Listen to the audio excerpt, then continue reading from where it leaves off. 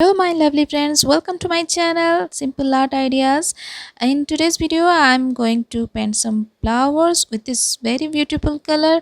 That's a nice shade, and it's not just acrylic, it's actually pearl metallic color. So you can see the glossy finish, the sparkle and shine in this color. So we are making some dots first, and then we are going to spread it like a flower. So the process is going to be very simple, anyone can do. And you can also bring your colors and start painting with me. This is going to be very fun.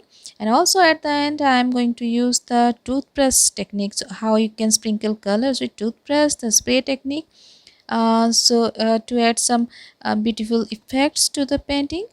And if you are new to my channel, please subscribe to my channel so that you never miss a video and you can see as soon as it is published. So let's see what beautiful we can create with this color.